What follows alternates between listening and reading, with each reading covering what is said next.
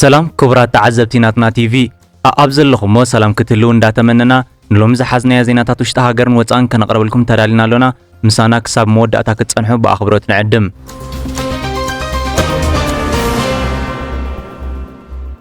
ጣልያን ሎክ ኤርትራ ኣብ ኢጣልያ ናይ ስራሕ መብጻሕ አካይዱ በሚኒስተር ንግድን ኢንዱስትሪን አቶ ነስረዲን መሐመድ ሳልሕ ከምውን ሓላፊ ቁጠባዊ ጉዳይ ተግደፍ አቶ ሓጎስ ገብረ ህይወት ዝተመርሐ ሎክ ኤርትራ ምስ ሚኒስተር ትካላት ዋኒንን ሃገራዊ ፍርያትን አዶልፍ ኦርሶ በ14 መጋቢት ኣብ ጣልያን ተራኺቡ ዘትዩ ኣብ ተረከብ ኣብ ሞንጎ ኢጣልያን ኤርትራን ዘሎ ሽርክነት ንምዕባይ ከምውን ወፍሪ ሽርክነታዊ ምትሕባር ክልቲአን ሃገራት ዘገድሱ ጽላታትን ኣብ ቀዳምነት ዝወሃቦም ጽላታት ቁጠባዊ ምትሕባር ንምግባር ዘተኩሩ ከም ዘካየደ ተገሊጹ እዚ ርክብ ሎክ ኤርትራ መቐጸልታ ናይቲ በሚኒስተር ትካላት ዋኒንን ሃገራዊ ፍርያትን አዶልፍ ኦርሶ ዝተመርሐ ፍሉይ ልኡኽ መንግስቲ ጣልያን ኣብ ወርሒ ሰነ ዝሓለፈ ዓመት ዝገብረ ፍሉይ ዑደት ምዃኑ ይግለጽ ኣብቲ ዑደት እቲ ኢጣልያዊ ሚኒስተር ምስ ፕሬዝደንት ኢሳያስ አፈወርቂ ኣብ ዝተራኸበሉ እዋን ፕሬዝደንት ኢሳያስ ብዛዕባ ስትራቴጂካዊ ፖሊሲ ምዕባለ መንግስቲ ኤርትራ በብጽላቱን በብመድረኹን ከምውን ወፍሪን ሽርክነታዊ ምትሕባርን ክልቲአን ሃገራት ዘገድሱ ጽላታትን ብቐንዱ ድማ ጸዓትን ዘርጊሑን ትሕቲ ቅርጺ ጽርግያታት ወደባትን ምምዕባል ጸጋታት ማይን ሃብትን ዓሳን ከምውን ሕርሻን ሰደድን ምህርትን ካልእን ብዝርዝር ንኣበርክቶ ክህሎትን ኢጣልያ ኣብርሂቡ ምንባሩ ይዝከር ሚኒስትሪ ትካላት ዋኒንን ሃገራዊ ፍርያትን አዶልፍ ኦርሶ ኣብ ኤርትራ ኣብ ጸንሐሉ ግዜ ክልቲአን ሃገራት ብሽርክነት ክሰርሓሉ ኣብ ዝኽእላ ቦታታት ዑደት ምግባሩ ይዝከር ሚኒስትሪ ዜና መልስን ህልው ኩነታት እዚ ሰሙን ምህለላ ኩናት ክብል ገሊጹ ኣብ ዝቕንያት እዚ ኩናት ዘይተርፊዩ ሰቕጥን ተዘይተገይሩ ካርታ ምብራቕ ኣፍሪካ ክቕየር ዝኽእል ዓናዊ ኩናት ኣብ ቀረባ ግዜ ክባርዕ ይኽእል እዩ ዝበለት መግለጺ ቦርድ ክፍሊ ጋዜጣ ማሕበረሰብ ዓለምን ሓያላት ሃገራትን ንምዕጓት ክጓዩ ኣለዎም ዝርድሳኑ ምህላላ ኩናት ኣእዛን ደላዩ ሰላም ህዝቢ ኣደንቂሩ ኣሎ ብምባል ገሊጹ ከም ወትሩ ብፁዕ ሓሶታት ተሰኒዩ ስም ኤርትራ ክለዓል ወትሩ ከም ዝስማዕ ብምግላጽ ሰራዊት ኤርትራ መሬት ትግራይ ሒዙሎ ኤርትራ ሰሜን ፕሪቶሪያ ስለ ዘይማእማኣ ንምፍሻሉ ኩናት ትውልዕ ትኽእል እያ ሓደ ወገን ህወሓት ምስ ኤርትራ ወጊኑ ኣሎ ኤርትራ ንፋኖ ትሕግዞም ኣላ ብድሕሪ ኤርትራ ግብፂ ስዑድያ ወዘተ ኣለዋ ክብል ናይ ዝሶምን ዝጋዋሕ ዘሎ መወዳእታ ዘይብሉ ሃለውሉ ምዃኑ ኣስሚሩሉ ጸጋታት መሬት ባሕርን ደሴታትን ኣብዝሒሉ ዝዓደሉ ህዝቢ ኤርትራ ዘይናቱ ብሂጉን ጠሚቱን ኣይፈልጥን ኣብ ታሪኹ ተወሪሩ እምበር ወሪሩ ዘይብል ጽያፍ ዛንታ ኣይርከቦን በቃላት ፕሬዝደንት ኢሳያስ አፈወርቂ ዘይናትና ኣይነደልን ናትና ኣይንህብን ፍሉጥ መትከሉ ምዃኑ ብምግላጽ ክንዲ ዝኾነ ኤርትራ ካብቲ ብብይን ኮሚሽን ዶብ ዝተሓንጸጸን ዝተመልከተን ኣብ ካርታ ዓለም ሰፈረን ሃገራዊ ዶብ ወጻኢ ዝሓዘቶ ናይ ዝኾነ ይኹን ወገን ስድሪ መሬት ከም ዘየለ ገለ ካብቶም ሓቅታት ዝዘርዘሮም ነጥብታት ምዃኖም ገሊጹ መግለጺ እቲ ቦርድ ኣስዒቡ ንውዕል ፕሪቶሪያ ንሰብ ጉዳይ ዝምልከት እምበር ብቐጥታ ንኤርትራ ዝምልከት ኣይኮነን እኳዳ ባህግን ተገዳስነትን ጻዕርን ኤርትራ ናብ ሰላምን ርግኣትን ህዝብታት ዞባና ዘቐንዐ ጥራይ ምዃኑ ነጺሩ መንግስቲ ኤርትራ ሰላምን ጸጥታን ዞባና ከውሕዝ ዝኽእል ርእይቱን ከም ዘሎ ዘረድእ እቲ መግለጺ ኣብ መንጎ ህዝብታት እዚ ዞባ ሕውነት ማዕርነትን ምትሕባርን ዘማዕብል ሓበራዊ ቁጠባ ምዕባለን ሽርክነትን ዘደንፍዕ ባይታ ንምፍጣር ባህናጽ ጽምዶም ብግብርን ውፉይ ጻዕር ከካይድ ምጽንሑን ኩሉ ዝፈልጦ ምዃኑ ከረድእ እንከሎ ምስ ኩለን ሃገራት ዞባና ዘካይዱ ዲፕሎማሲያዊ ጽምዶ ድማ ብዘይካ ርግኣት ናይዚ ዞባ ካልእ ዛዕባ ከም ዘይብሉ ሓቢሩ ኣብ መወዳእታ ናይቲ መግለጺ ፍርሕን ምጥርጣርን ጽልእን ግጭትን ኣብ ክንዲ ምስዋር ለይትን መዓልትን ንኹናት ኣብ ክንዲ ምምህላል ንሰላምን ምትሕብባርን ምውፋይን ምትባዕን ከም ዝሓትት ኣስሚሩሉ ኣዲስ ኣበባ ሓይሊ ባሕሪ ኢትዮጵያን ሩስያን ናይ ምትሕብባር ስምዕ ከም ዝፈርሙ ተሓቢሩ ሰበስልጣን ሓይሊ ባሕሪ ኢትዮጵያን ሩስያን ብፍላይ ኣብ ስልጣነ ባሕርን ህንጸት ዓቕሚ ወተሃደራዊ ምትሕባር ንምዕባይ ከም ዘተዩ ተገሊጹ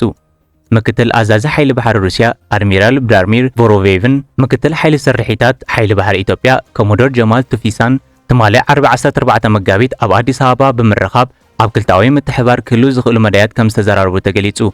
በመሰረት ወግዓዊ መግለጺ ምክልኻል ኢትዮጵያ ዘተኣመደባት ስልጠና ተበግሶታት ህንጸት ዓቕሚ ከምውን ንልምዓት ሓይሊ ባሕሪ ኢትዮጵያ ዝድግፍ ቴክኒካዊ ምትሕባር ዘተኮረ ምንባሩ ተገሊጹ ኣብ ዑደት ልኡኽ ሩስያ ኣብ ቢሾፍቱ ዝርከብ ማእከል ስልጠና ሓይሊ ባሕሪ ኢትዮጵያ ከምውን ኣብ ትካላት ሓይሊ ባሕሪ ኢትዮጵያ ዑደት ብምግባር ዓቕሚ ሓይሊ ባሕሪ ኢትዮጵያ ንምምስራት ዝካየድ ዘሎ ጻዕሪ እውን ከም ዝገምገመ ይግለጽ ኣሎ ብተወሳኺ ኢትዮጵያ ኣብ ቀረባ እዋን ሓይልታት ኢትዮጵያ ንወሰንቲ ማዕርፎ ነፈርቲ ኣብ ዝተቆጻጸረሉ ዞባ ጊዶ ሶማልያ ወተሃደራዊ ህላዋ እናወሰኸ ብምምጽኡ ነቲ ወጥሪ ዝያዳ ኣጋዲድዎ ኣሎ እዚ ስጉምቲ ግብፅን ሶማልያ ክትገብሮ እትኽእል ወተሃደራዊ ደገፍ ንምምካት ዝግበር ጻዕሪ ተባሂሉ ምዃኑ ተንተንቲ እዚ ዞባ ይገልጹ ክብል እቲ ጸብጻብ ገሊጹ ብተመሳሳሊ ምክትል ዋና ኣዛዚ ሓይሊ ባሕሪ ሩስያ ኣብ ዝሓለፈ ዓመት ኣብ ባጽዕ ፍሉይ ዑደት ኣካይዱ ምንባሩ ይዝከር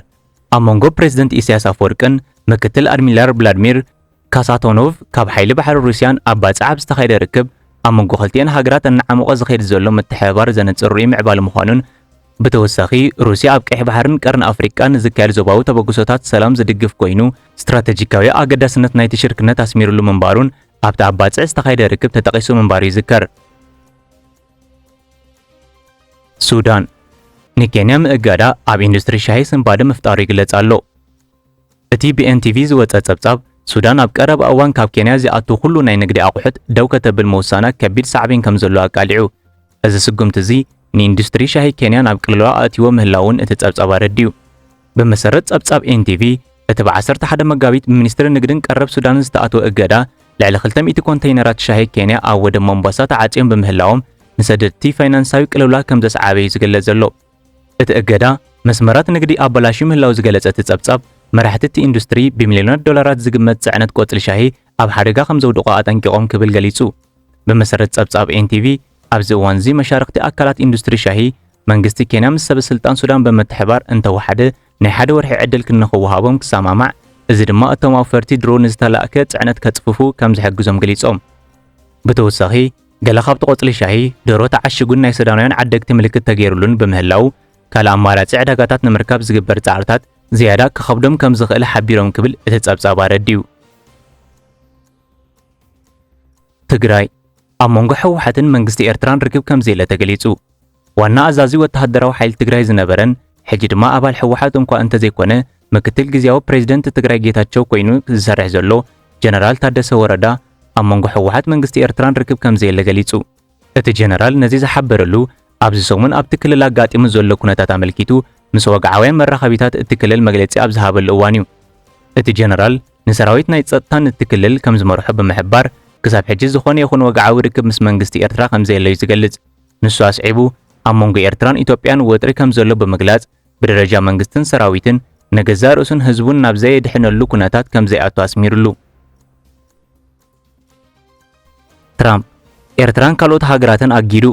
ምምሕዳር ትራምፕ ከም ኣካል ናይ ተሓድሽ እገዳን ዜጋታት ዓሰርተታት ሃገራት ሰፊሕ ናይ መገሻ ገደብ ከውፅእ ይሓስብ ከም ዘሎ ነቲ ጉዳይ ዝፈልጡ ምንጭታት ብምውካስ ሮይተርስ ሓቢሩ። እቲ ዝርዝር ብድምር 41 ሃገራት ኣብ 3 ዝተፈላለዩ ጉጅለታት ዝተመደባ ከም ዝኾነ ይገልጽ። ኣፍጋኒስታን፣ ኢራን፣ ሶርያ፣ ኩባን ሰሜን ኮርያን ካልኦት ሓዊሱ 10 ሃገራት ዝሓቆፈ ቀዳማይ ጉጅለ ሙሉእ ብሙሉእ ቪዛ ክእገድ ምዃኑን እዩ ዝሕበር። ኣብ ካልኣይ ጉጅለ ዝተሰርዐ ሃገራት ድማ ኤርትራ ትርከብን 5 ሃገራት ኮይነን ሃይቲ፣ ላኦስ፣ ሚያንማርን ደቡብ ሱዳንን ብገለ ፍሉያት ንቪዛታት በጻሕትን ተማሃሮን ከምኡውን ካልኦት ቪዛታት ስደተኛታት ዝጸሉ ከፊላዊ እገዳ ከጋጥመ ምዃኑ እቲ ጸብጻብ ዘይሕብር። ከምኡውን ኣብ ሳልሳይ ጉጅለ ዝተሰርዓ ብድምር 26 ሃገራት ቤላሩስ፣ ፓኪስታንን ቱርክሜኒስታንን ካልኦት ዝጠቓልል ሃገራት መንግስታተን ኣብ ውሽጢ 60 መዓልታት ጉድለት ምፍታሕ ጻዕሪ እንተዘይገይረን ንኣሜሪካ ቪዛ ምሃብ ብኸፊል ደው ክብላ ምዃነን እዩ እቲ ጸብጻብ ዝሕብር። ሓደ ስሙ ክግለጽ ዘይደለየ በዓል ስልጣን ኣሜሪካ ኣብቲ ዝርዝር ለውጢ ክህሉ ከም ዝኽእልን ገና ብሚኒስተር ጉዳያት ወጻኢ ኣሜሪካ ማርኮ ሩቢዮን በቲ ምምሕዳርን ከም ዘይጸደቐን ኣጠንቂቑ። ጋዜጣ ኒውዮርክ ታይምስ ንመጀመርያ ግዜ ኣብ ዝርዝር እተን ዝተኣገደ ሃገራት ጸብጻብ ዘቕረበት ምዃና ሮይተርስ ኣረድዩ። እዚ ስጉምቲ ንፈለማ እዋን ፕሬዝደንት ዶናልድ ትራምፕ ካብ 7 ዝበዝሓ ካብ ናይ ምስልምና ሃገራት ዝመጹ ተጓዓዝቲ ኣብ ልዕሊ ምእጋዱ ዝዓለመ ኮይኑ እዚ ፖሊሲ ኣብ 2018 ብላዕለዋይ ቤት ፍርዲ ቅድሚ ምቕባሉን ብብዙሕ መጽናዕቲ ዝሓለፈ ምዃኑን ይግለጽ። ትራምፕ ብ20 ጥሪ ፈጻሚ ትእዛዝ ወፂኡ ንዝኾነ ናብ ኣሜሪካ ከኣቱ ዝደልዩ ወጻእተኛታት ስጋኣት ሃገራዊ ድሕነት ምፍላጥ ጽዑቕ ምጽራይ ጸጥታ ክግበር ከም ዝሓተተ ይዝከር።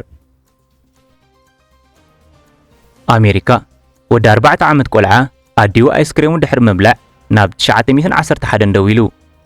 ኣብ ህይወት ገለ ነገር ኣለዉ በቃ ዘይትገብሮም ከም ናይ ሓደ ሰብ ኣይስክሬም ምስራቅ ክብል CNN ሓቢሩ። እቲ መርበብ ሓበሬታ ነዚ ዝበለሉ ምኽንያት ኣደ ሓደ ኣብ ዊስኮንሲን ዝርከብ ወዲ 4 ዓመት ቆልዓ ልክዕ ኣይስክሬም ምስ በላዕትሉ ኣብ ልዕሊኣ ስጉምቲ ወሲዱ ማለት ናብ 911 ደው ኢሉ ክብል እቲ ጸብጻብ ሓቢሩ። ፖሊስ ኣብ ዝሓለፈ ሰሉስ ኣብ ማውንት ፕሌዘንት ዊስኮንሲን ንዝተፈጸመ ደወል 911 ምኽንያት ብምግባር ከም ዝተላእከዩ ተገሊጹ። እንተኾነ እቲ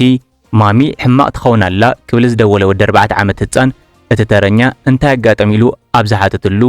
ንዓ ንማማ ወሰዳ ኢሉ ከም ዝመለሰሉ እዩ ተገሊጹ። እዚ ዝኾነሉ ምኽንያት እቲ ወዲ 4 ዓመት ህፃን ኣዲኡ ኣይስክሬሙ ስለ ዝበልዓትሉ እዩ። ኣዲኡ ነቲ ወዲ 4 ዓመት ወዳ ኣይስክሬም ከም ዝበልዓትሉ ኣብ ቴሌፎን እኳ እንተሓበረት ኣብ መንጎ እቲ ናይ ቴሌፎን ዝርርብ እቲ ህፃን ሕጉስ ብዘይምንባሩ ፖሊስ ናብ ገዛታ ስድራ ቤት ብምኻድ እቲ ስርቂ ኣይስክሬም ዝበሃል ንዝያዳ ከቢድ ኩነታት መሸፈኒ ከም ዘይኮነ ንምርግጋጽ ከም ዘምርሑ እቲ ጸብጻብ ኣረድዩ። ፖሊስ ኣብቲ ገዛ ምስ በጽሑ እቲ ህፃን ኣዲኡ ኣይስክሬም ከም ዝበልዐቶ ካረጋግጸሎም እንከሎ መሊሱ ድማ በዚ ምኽንያት ናብ ቤት ማእሰርቲ ክትኣቱ ከም ዝሓተቶም ፖሊስ ከም ዝሓበር እቲ ጸብጻብ ገሊጹ። እቶም ናብቲ ገዛ ዘምርሑ ፖሊስ